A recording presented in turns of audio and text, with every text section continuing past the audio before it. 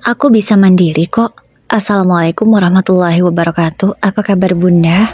Semoga Allah selalu memberikan kebahagiaan. Mas, aku mau kursus nyetir mobil. Ucapku pada suamiku. Beliau sedang asik meminum kopinya sembari memainkan ponsel. Suamiku langsung mendongak ke arahku. Kamu serius? Tanyanya, mungkin ia tidak percaya. Aku serius mas, aku mau belajar nyetir mobil, supaya kalau mau kemana-mana tidak usah merepotkanmu terus. Ucapku apa adanya.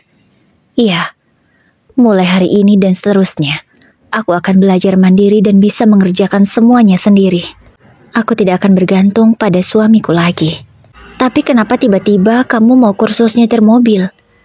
Bukankah selama ini kamu malas bawa mobil sendiri? Tanya Mas Arman padaku. Ya mas, itu dulu, tapi tidak dengan sekarang. Aku berubah pikiran, karena sepertinya lebih asik kemana-mana nyetir sendiri. Jawabku dengan yakin. Kenapa begitu? Tanya Mas Arman lagi, yang sepertinya ia masih bingung dengan alasanku yang tiba-tiba mau kursus nyetir mobil. Ya seperti yang ku bilang tadi mas, aku tidak mau merepotkanmu. Aku ingin mandiri, bisa kemana-mana sendiri. Jadi kalau kamu sedang menjaga toko kita, aku tidak usah menelponmu hanya untuk sekedar mengantarku belanja. Jawabku dengan sangat yakin. Aku ingin diizinkan oleh Mas Arman. Ya sudahlah kalau begitu. Besok akan kudaftarkan. Jawab suamiku pada akhirnya. Aku lega, karena aku diperbolehkan untuk kursus nyetir mobil. Oh iya mas, satu lagi. Mulai bulan depan, yang mengatur keuangan aku ya. Aku ingin mengelola mas, aku mau belajar. Supaya tidak terus bergantung sama kamu. Ucapku. Suamiku semakin terkejut. Itu bisa terlihat jelas dari ekspresi wajah Mas Arman. Dia terlihat kebingungan. Matanya melotot seakan tidak percaya dengan ucapanku barusan. Kenapa mas kok kaget gitu? Tanyaku. Iya, aku kaget aja kenapa tiba-tiba kamu minta uang bulanan yang ngatur kamu. Padahal kan selama ini kamu menyerahkannya padaku. Jawabnya agak gelagapan. Emangnya kenapa mas? Bukankah dulu kamu yang menyuruhku mengelola uang? Tapi aku menolak, karena aku gak mau pusing. Sebab mengurus ibas yang masih kecil saja membuatku kewalahan. Jadi, aku tidak mau ditambahi beban dengan mengatur keuangan rumah tangga kita. Tapi setelah aku pikir-pikir, sekarang ibas sudah besar. Aku ingin seperti ibu rumah tangga yang lainnya, mengatur keuangan. Aku ingin merasakan seperti mereka, mas. Jawabku. Dan satu lagi, mas. Aku ingin tahu pembukuan toko. Aku sudah lama sekali, mas, tidak mengecek pembukuan toko. Aku ingin tahu, apakah toko kita ini maju atau mundur? Ya walaupun selama ini, kamu selalu bilang kalau toko kita semakin laris dan banyak pelanggan. Tapi kan aku tidak pernah lihat pembukuannya, mas. Mulai bulan depan, aku ingin tahu ya. Soalnya aku ingin belajar juga mengelola toko. Pintaku pada Mas Arman. Bulan depan, aku ingin melihat pembukaan toko. Aku harus tahu apa saja yang terjadi di toko, barang apa saja yang berhasil terjual, dan berapa sebenarnya pendapatan toko setiap bulan. Karena sejak aku melahirkan Ibas, aku tak pernah ikut campur lagi urusan toko. Semua yang menghandle adalah suamiku. Kami memiliki toko bangunan yang cukup besar. Pelanggan kami sudah cukup banyak.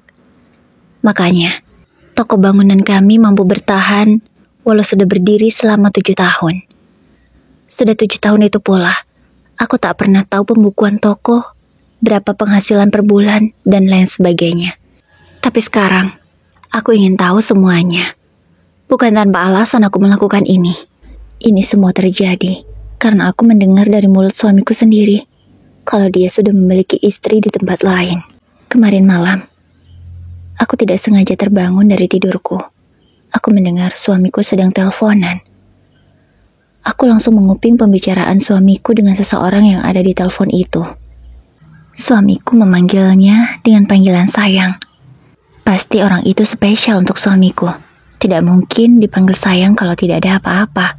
Aku terus menguping pembicaraan mereka. Hingga akhirnya terlontarlah kalimat dari mulut suamiku.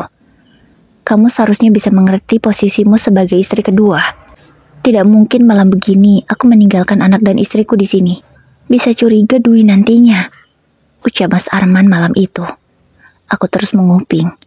Aku terus menajamkan telingaku agar tidak ada satupun kalimat yang terlewat. Sudahlah, kamu terima saja. Waktumu denganku itu hanya pagi sampai siang. Kalau malam aku di sini, tidak mungkin di rumahmu, ucap suamiku. Hatiku benar-benar sakit. Ternyata aku sudah dikhianati oleh suamiku sendiri. Padahal kukira hubungan rumah tangga kami selama ini baik-baik saja. Bagaimana tidak? Selama ini, jika gas habis, aku langsung menelpon suamiku untuk membelikannya.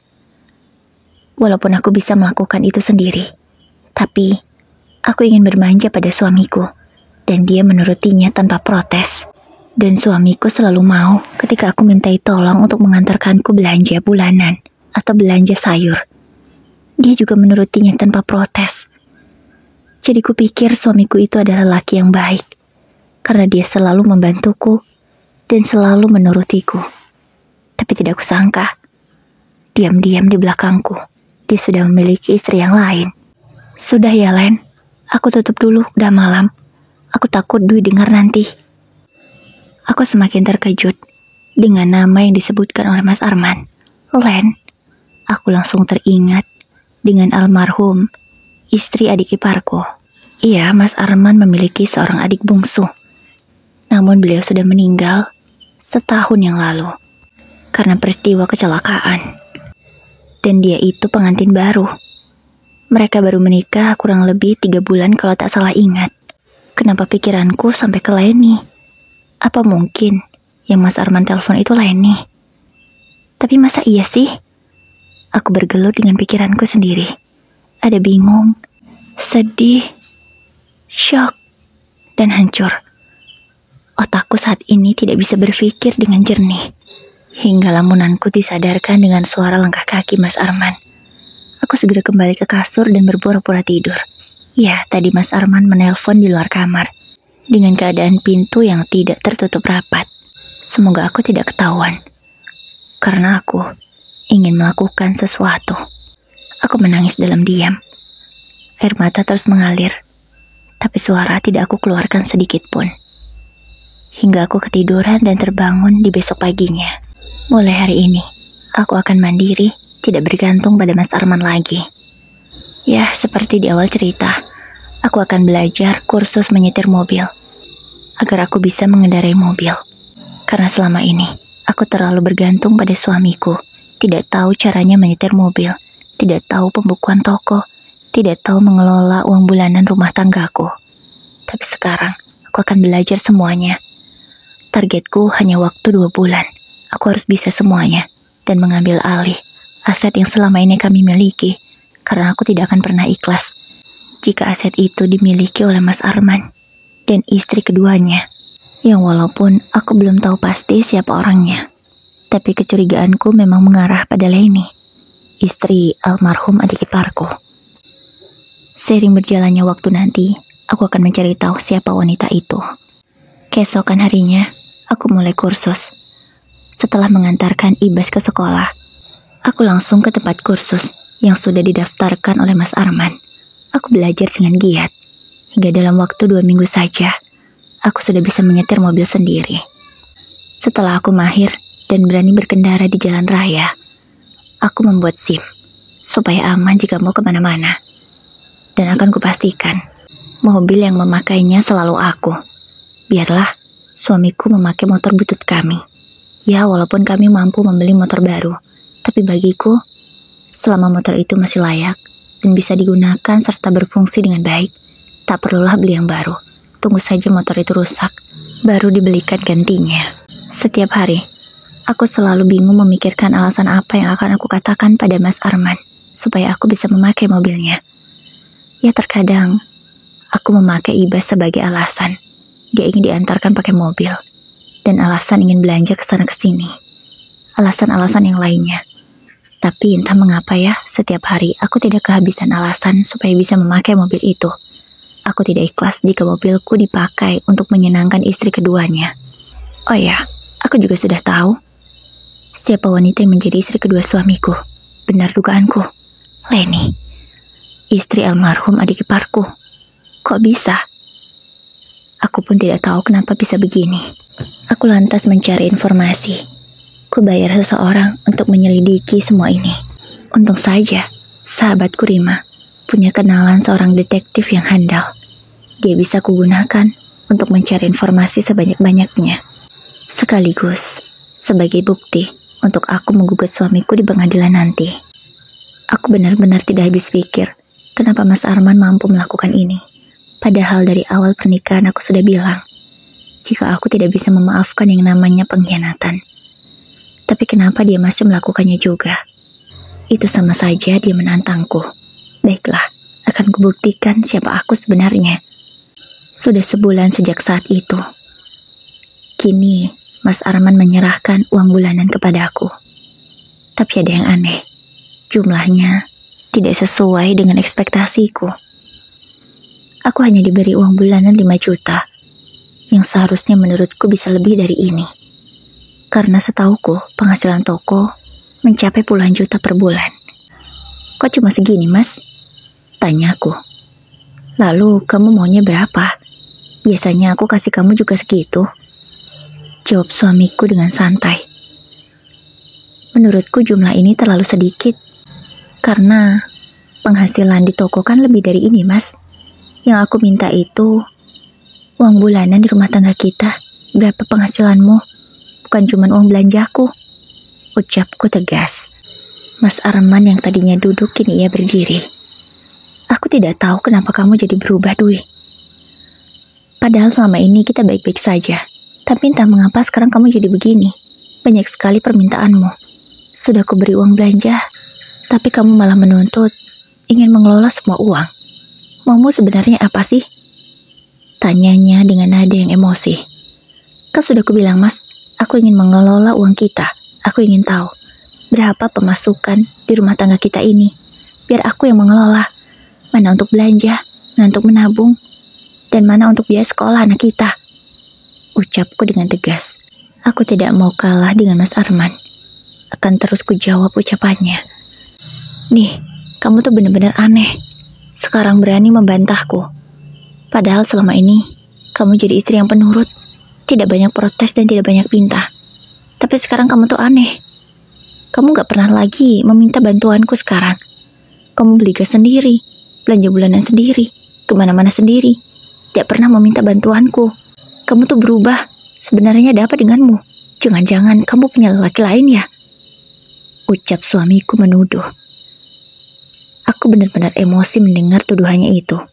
Padahal dia yang punya istri baru. Tapi kenapa aku yang dituduhnya? Jaga ucapanmu ya, Mas. Aku tidak sepertimu. Ucapku menyindir. Maksudmu apa? Aku ngapain? Jawab suamiku gelagapan. Ia seperti maling yang ketahuan. Ekspresi wajahnya begitu panik. Kenapa kamu begitu panik? Emang kamu melakukan apa? Oh, atau jangan-jangan benar kamu selingkuh?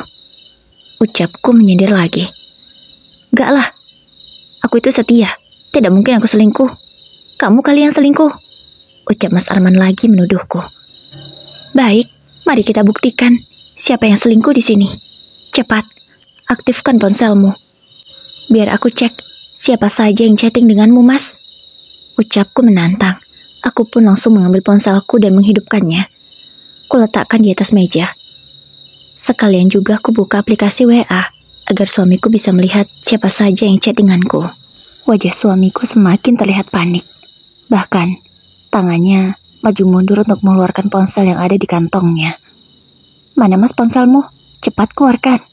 Perintahku. Mas Arman kini semakin terlihat gugup. Aku gak selingkuh. Jadi untuk apa aku mengeluarkan ponselku? Jawabnya dengan nada yang gelagapan. Kalau memang tidak selingkuh, sini aku cek. Kamu cek juga ponselku. Tantangku lagi. Enggak, aku gak selingkuh. Jadi tidak perlu dicek. Silakan ambil ponselmu lagi. Iya, aku percaya kalau kamu gak selingkuh. Jawab suamiku. Terlihat sekali kalau dia berbohong. Kalau orang selingkuh, memang begitulah pasti. Takut kalau ponselnya akan dicek. Sudah ketahuan sekali, Mas, borokmu. Batinku. Mana mas, uang penghasilan toko bulan ini? Ucapku tegas. Suamiku malah terlihat kebingungan, seperti orang yang tidak bisa menjawab. Yaitu hasil penjualan toko bulan ini, jawab suamiku. Aku semakin emosi. Tidak mungkin rasanya toko hanya menghasilkan uang 5 juta per bulan. Itu mustahil. Karena sebulan terakhir aku selalu memantau toko. Kalau pembelinya sangat ramai, dan kuperkirakan penghasilannya mencapai puluhan juta. Jangan bohong kamu mas. Pasti kamu memakai uangnya untuk menyenangkan wanita lain ya? Ucapku menyindir lagi. Kamu ngomong apa sih? Wanita lain apa? Aku tidak punya wanita lain. Aku setia. Jawabnya dengan ekspresi yang panik. Baiklah kalau begitu. Aku percaya sama kamu mas. Jawabku. Aku sebenarnya tidak percaya. Aku akan menyelidikinya sendiri besok. Akan kutanyakan pada Basri, tangan kananku di toko. Iya, aku sudah menyuruh Basri untuk mencatat semua pemasukan dan pengeluaran toko, supaya aku tahu berapa sebenarnya penghasilan toko setiap bulan. Basri, aku mau lihat pembukuan dong. Ucapku pada Basri setelah aku sampai di toko. Kebetulan sekali, suamiku tidak ada. Pasti dia sedang pergi ke rumah istri keduanya, Leni. Ini bu, jawab Basri sembari menyerahkan buku yang aku minta. Aku segera mengeceknya dengan teliti. Dari atas sampai bawah, aku tidak ingin satu angka pun terlewat. Dan setelah ditotal-total, benar saja, pendapatan bulan ini mencapai 25 juta rupiah. Kenapa aku hanya diberi 5 juta? Kemana 20 juta? Tidak mungkin untuk modal, karena itu keuntungan, tidak termasuk modal. 25 juta itu penghasilan bersih. Karena gaji karyawan dan biaya operasional sudah dipotong. Kebohongan suamiku semakin tampak. Tidak akan kubiarkan. Enak saja, aku hanya diberi 5 juta. Sementara sisanya, ia gunakan untuk menyenangkan istri keduanya. Aku tidak akan pernah ikhlas. Sampai akhirat pun aku tidak akan ikhlas. Setelah mengetahui berapa penghasilan toko setiap bulan, aku menunggu suamiku di ruangannya. Iya, di ruko ini. Kami memang sengaja membuat ruangan khusus yang bisa digunakan untuk kami beristirahat. Tapi aku sudah cukup lama tidak memasuki ruangan ini. Aku ingin tahu, apakah ada sesuatu yang berbeda di dalamnya. Untungnya aku masih punya kunci cadangan. Aku buka ruangan itu. Betapa kagetnya aku. Karena foto keluarga yang harusnya terpajang fotoku, Ibas, dan Mas Arman sudah digantikan oleh Leni, Mas Arman, dan seorang anak perempuan. Yang kuperkirakan anak itu adalah anak mereka karena usianya masih balita. Apakah kamu sudah tidak mencintaiku, Mas? Sehingga foto keluarga pun sudah kamu ganti dengan keluarga barumu. Batinku. Aku menangis. Tak bisa kupungkiri. Hatiku begitu sakit menerima kenyataan ini. Posisiku sudah tergeser di hati suamiku sendiri. Sepertinya dia memang lebih mencintai wanita itu daripada aku. Aku terduduk di lantai. Kenapa rasanya ini lebih sakit daripada aku mengetahui suamiku sudah menikah lagi dengan wanita lain, yang sebenarnya wanita itu adalah adik ipar suamiku sendiri. Tapi tidak sesakit ini rasanya. Aku langsung rapuh. Karena mungkin posisi Ibas pun sudah terganti oleh anak dari wanita itu juga. Aku mencari di mana foto keluarga yang seharusnya terpajang di meja itu. Aku membuka laci. Ternyata foto itu ada di dalamnya. Hatiku semakin sakit. Apakah memang kami ini sudah tidak ada lagi di hati suamiku? Sudah tidak berarti lagi untuknya? Atau dia memang ingin melupakanku dan juga Ibas? Pantaslah suamiku jarang sekali meminta jatah. Tidak seperti dulu. Ternyata ada wanita lain yang sudah memuaskannya. Batinku semakin perih mengingat semua kejadian demi kejadian yang aku alami. Sepertinya aku tidak bisa bersabar dan bertahan lagi. Aku harus segera menyelesaikan semuanya. Aku menelpon seseorang untuk membantuku mengurus perceraianku di pengadilan, serta harta Gonogini. Aku harus mendapatkan lebih banyak, karena toko bangunan ini bisa ada sebab dimodali oleh orang tuaku. Mereka yang memberi modal paling banyak, sementara suamiku hanya membantu tenaga saja. Aku harus bisa mengambil apa yang seharusnya menjadi milikku dan juga Ibas. Jangan lemah seperti ini, Dwi. Kamu harus semangat. Kuhubungi abangku pada akhirnya. Selama ini, aku menutupi semua ini darinya. Tapi sekarang, aku tak bisa lagi. Aku butuh seseorang untuk menguatkanku dan menjadi tempatku untuk mengadu. Aku belum sanggup jika harus memberitahu orang tuaku. Nanti sajalah kalau urusanku sudah selesai, baru ku beritahu mereka. Untunglah, bukti-bukti yang aku miliki sudah sangat lengkap. Jadi gugatanku bisa langsung dikabulkan. Semua bukti yang memberatkan Mas Arman aku cantumkan. Karena aku ingin harta yang kami miliki bersama selama menikah lebih banyak menjadi milikku daripada Mas Arman. Aku tidak ikhlas kalau wanita itu yang menikmatinya. Lebih baik ku atasnamakan Ibas semua. Demi melancarkan aksiku, aku lanjutkan aktingku ini. Mas, kamu beneran gak selingkuh dan gak macam-macam di belakangku kan? Tanyaku pada Mas Arman. Ya enggak lah, mana mungkin aku berani macam-macam. Kamu ini ada-ada aja. Aku setia sama kamu, Dwi. Tidak pernah aku berkhianat. Jawabnya dengan mantap. Kali ini, Mas Arman tidak terlihat gugup seperti biasanya. Baguslah Mas kalau begitu. Aku bersyukur, jawabku. Tapi Mas, aku punya permintaan. Bagaimana kalau aset yang kita miliki itu semuanya kita balik nama saja menjadi nama anak kita? Toh yang kita punya juga untuk dia nanti. Pintaku pada Mas Arman. Semua? Tanyanya terlihat kaget. Ya Mas, semua. Emang kita cari semua ini untuk siapa sih? Ucapku. Kalau memang tidak ada masalah ya, mudah kan bagi kita untuk membalik nama? Ucapku. Aku harus membujuk agar Mas Arman mau membalik nama semua atas nama Ibas. Karena hanya itulah satu-satunya cara agar suamiku tidak akan mendapatkan sepeser pun harta Gonogini.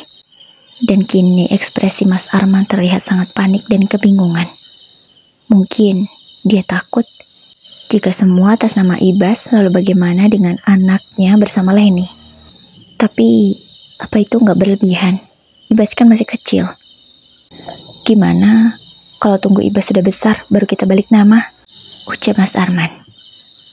Enggak, aku maunya sekarang. Aku takut Mas, kalau umur kita nggak panjang, nanti malah kasihan sama Ibas. Ucapku. Kini aku mulai membahas kematian, supaya suamiku terbujuk dengan permintaanku. Akhirnya, setelah perjuangan yang begitu panjang, dengan kata-kata yang harus aku selalu lontarkan, Mas Arman mau membalik nama semua aset milik kami atas nama Ibas. Aku pun segera mengurusnya ke notaris, agar semua urusan cepat selesai dan aku bisa segera berpisah dari suamiku yang tidak tahu diri ini. Tapi satu hal yang masih membuatku penasaran. Apakah keluarga suamiku tahu tentang pernikahannya dengan Leni? Aku harus mencari tahu. Tentu aku menyuruh orang kepercayaanku untuk menyelidikinya. Aku tidak mau membuang-buang energiku. Setelah beberapa hari melakukan penyelidikan, aku mendapatkan informasi. Aku mendapatkan sejumlah foto. Di dalam foto itu, terlihat ibu mertuaku sedang menimang-nimang seorang bayi, dan ada Leni di sampingnya. Sudah dapat kupastikan kalau bayi itu adalah anak Leni. Jadi mereka sudah tahu tentang pernikahan suamiku. Keterlaluan. Ternyata keluarga Mas Arman kompak membohongiku. Lihat saja, kalian akan menyesal. Batinku. Sekarang aku sudah tahu apa yang harus aku lakukan. Aku menghentikan biaya pendidikan dari anak kakaknya Mas Arman. Ya, mereka itu tergolong tidak mampu. Makanya aku membantu biaya pendidikan anak-anaknya. Tapi tidak lagi. Tidak sudi aku. Karena mereka semua kompak membohongiku. Kebaikanku dibalas air tuba oleh mereka. Aku juga menstop uang bulanan ke ibu mertuaku. Enak saja. Biarlah aku dibilang jahat dan tega. Toh mereka jauh lebih tega daripada aku. Sudah tahu suamiku salah, malah dibela dan ditutupi seperti ini dariku. Rasakan. Biar tahu siapa aku sebenarnya. Aku sudah lelah berpura-pura. Aku tak ingin lagi menunjukkan sikapku yang baik. Hari ini, ku keluarkan semua baju-baju suamiku dari dalam kamar. Kuletakkan di teras rumah. Iya, aku memutuskan untuk mengusir suamiku. Toh, proses balik nama sudah selesai. Semua aset termasuk rumah ini atas nama Ibas sekarang. Jadi aku tidak perlu takut lagi.